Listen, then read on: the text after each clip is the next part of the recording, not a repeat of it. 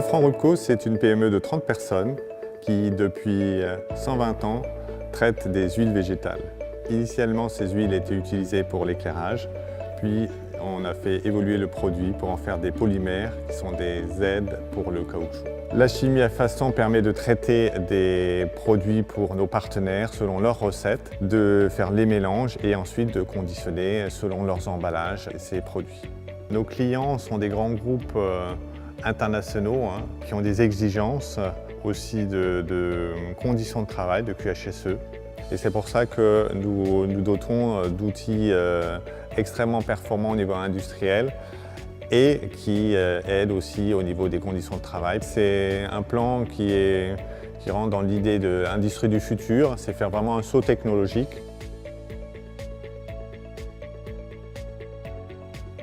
C'est un projet qui a démarré sur un constat que nos opérateurs manipulaient des charges. De l'autre côté, nos clients avaient des volumes de plus en plus croissants. Donc nous voulions accompagner les deux, les clients dans leur croissance industrielle et nos opérateurs pour que la charge soit réduite au maximum sur leur poste de travail. Tout a commencé donc avec la Smith qui nous a aidés donc, à faire une étude de poste sur la ligne de chimie liquide. On s'est rendu compte qu'il y avait énormément de ports de charge, de risques de troubles musculo-squelettiques dus à des gestes forcés et répétitifs. C'était assez dur, c'était quand même plusieurs centaines de seaux qui pesaient 17 kg à peu près.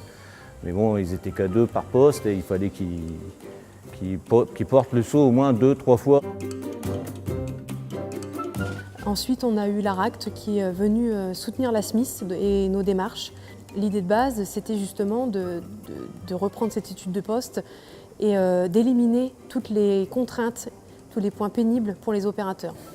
De cette analyse, nous avons créé un groupe de travail en intégrant donc les opérateurs, le QHSE et la maintenance. Nous avons souhaité rajouter les services de l'ARACT qui permet donc d'avoir un regard ergonomie mais aussi organisationnel des postes de travail, donc beaucoup plus étendu. Et ce qui nous a donc permis d'avoir une vision beaucoup plus globale. Initialement, les différentes solutions, nous les faisions sur une feuille de papier en faisant des croquis. Et une partie du groupe n'arrivait pas à se représenter le lieu de travail futur. L'ARACT nous a proposé, Vincent, d'utiliser une maquette volumétrique avec laquelle on a pu voir vraiment les espaces de travail nécessaires. L'objectif, c'était d'avoir un poste de travail dessiné par les opérateurs. Et lorsque nous sommes arrivés à la phase maquette, je me suis retiré du groupe de travail pour laisser justement toute l'équipe travailler, discuter librement sans qu'il y ait ce regard de la direction et laisser libre cours à la parole. Et j'arrivais plus en fin de réunion où on me proposait différentes solutions, voire la solution que le groupe proposait en disant voilà, nous étions partis de 50 mètres carrés, on souhaiterait avoir 300 mètres carrés, est-ce que vous êtes d'accord ? Et de valider leur choix.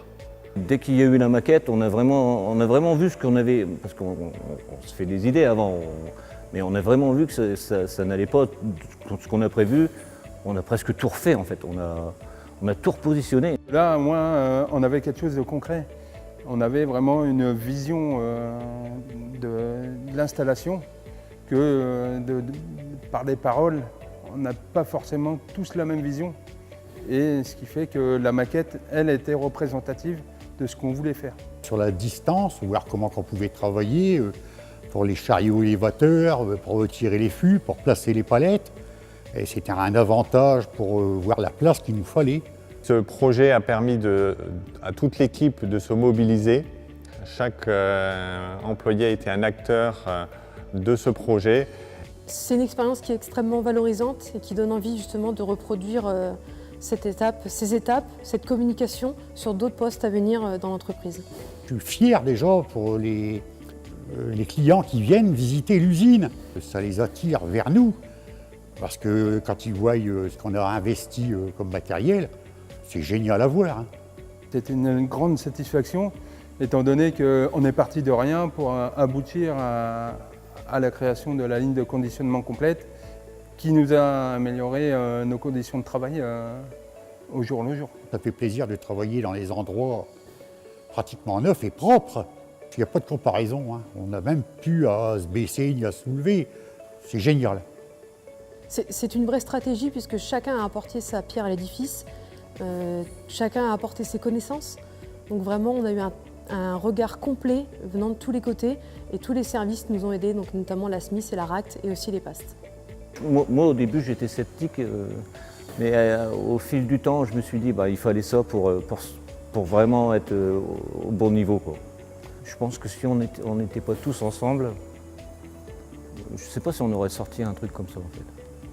Cette expérience de ligne de conditionnement collaboratif a ancré des méthodes de travail au sein de Lefranc-Rupco pour mener tous les autres projets de cette même façon collaborative.